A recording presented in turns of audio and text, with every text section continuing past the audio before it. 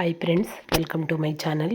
ನನ್ನ ಹಸಿರು ಮನೆ ಬ್ಲಾಗ್ ಚಾನಲನ್ನು ಪ್ಲೀಸ್ ಸಬ್ಸ್ಕ್ರೈಬ್ ಮಾಡಿ, ಶೇರ್ ಮಾಡಿ, ಲೈಕ್ ಮಾಡಿ. ಇವತ್ತೊಂದು ಬಸಳೆ ಸೊಪ್ಪು ಹಾಕಿ ಸಿಗಡಿ ಹಾಕಿ ಸಾಂಬಾರು ಮಾಡುವ. ತುಂಬಾ ಟೇಸ್ಟಾಗಿರುತ್ತೆ. ನೋಡಿ, ಇಲ್ಲಿ ನಾನು ಒಂದು ಕಟ್ಟು ಬಸಳೆ ಸೊಪ್ಪು ತೊಗೊಂಡಿದ್ದೀನಿ, ಅಂದರೆ ದೊಡ್ಡದೊಂದು ಕಟ್ಟು ತೊಗೊಂಡಿದ್ದೀನಿ, ಮತ್ತು ಸಿಗಡಿ ತೊಗೊಂಡಿದ್ದೀನಿ. ಇದನ್ನು ಚೆನ್ನಾಗಿ ನೀಟಾಗಿ ಕ್ಲೀನ್ ಮಾಡಿ ತೊಗೊಂಡು ಬಂದಿದ್ದೀನಿ. ನೋಡಿ ಸಿಗಡಿನೂ ಎಷ್ಟು ಚೆನ್ನಾಗಿದೆ ಅಂತ.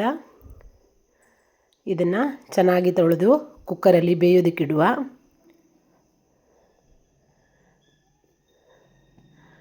ಅಲ್ಲಿ ಬೇಯುವಷ್ಟರಲ್ಲಿ ಇದಕ್ಕೊಂದು ಮಸಾಲೆ ರೆಡಿ ಮಾಡುವ.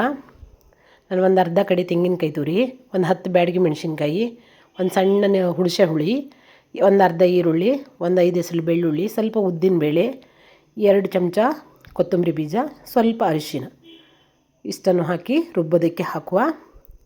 ನೋಡಿ, ಅಲ್ಲಿ ಅಷ್ಟರಲ್ಲಿ ಬಸಳೆ ಸೊಪ್ಪು ಒಂದು ಕುದಿ ಬಂದಿದೆ.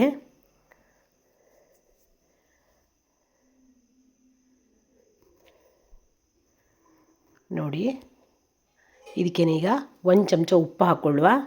ಹಾಗೆ ಒಂದು ಅರ್ಧ ಈರುಳ್ಳಿ, ಒಂದು ಅರ್ಧ ಟೊಮೆಟೊ ಹೆಚ್ಚಿ ಅದನ್ನು ಕೂಡ ಸೇರಿಸ್ಕೊಂಡು ಬಿಡುವ.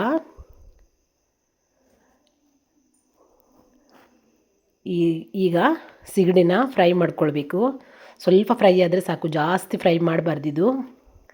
ಸ್ವಲ್ಪ ಪರಿಮಳ ಬಂದ ತಕ್ಷಣ ಬಂದ್ ಮಾಡಿಬಿಡೋಣ.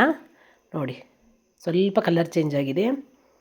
ಇದು ಕೂಡ ಆರಕ್ಕೆ ಬಿಟ್ಟು ಈಗ ಮಸಾಲೆ ರೆಡಿಯಾಗಿದೆ. ಈಗ ಮಸಾಲೆನ ಸೇರಿಸ್ಕೊಂಡು ಬಿಡುವ. ನೋಡಿ, ಮಸಾಲೆನೂ ಅಷ್ಟೇ, ನಾವು ಜಾಸ್ತಿ ದಪ್ಪನೂ ಮಾಡಬಾರ್ದು, ಜಾಸ್ತಿ ತೆಳುನೂ ಮಾಡಬಾರ್ದು, ಮೀಡಿಯಮ್ ಹದದಲ್ಲೇ ಇರಲಿ. ಈ ಕಡೆ ಸಿಗಡಿ ಕೂಡ ಆರಿದೆ. ಇದನ್ನು ಕೂಡ ಚೆನ್ನಾಗಿ ಸ್ವಚ್ಛ ಮಾಡ್ಕೊಂಡು ಬರಬೇಕು, ಯಾಕಂದರೆ ಅಡಿಗಡೆ ಚಿಕ್ಕ ಚಿಕ್ಕ ಕಲ್ಲಿರುತ್ತೆ ಇದರಲ್ಲಿ. ನೋಡಿ, ಬಸಳೆ ಸೊಪ್ಪಿನ ಸಾರಿಗೆ ಈ ಒಣ ಸಿಗಡಿ ಅಥವಾ ಒಣ ಚಟ್ಲಿ ಇತ್ತಲ್ಲ, ಸೂಪರ್ ಕಾಂಬಿನೇಷನು, ತುಂಬಾ ಟೇಸ್ಟಿಯಾಗಿರುತ್ತೆ.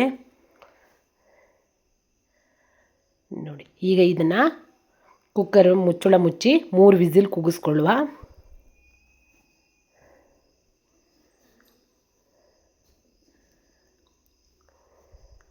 ನಾನು 3 ವಿಸಿಲ್ ಹಾಕಿದ್ದೀನಿ.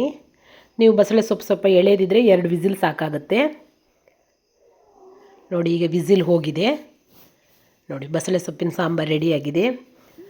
ಒಣ ಚಟ್ಲಿ ಮತ್ತು ಬಸಳೆ ಸೊಪ್ಪಿನ ಸಾಂಬಾರು ರೆಡಿ.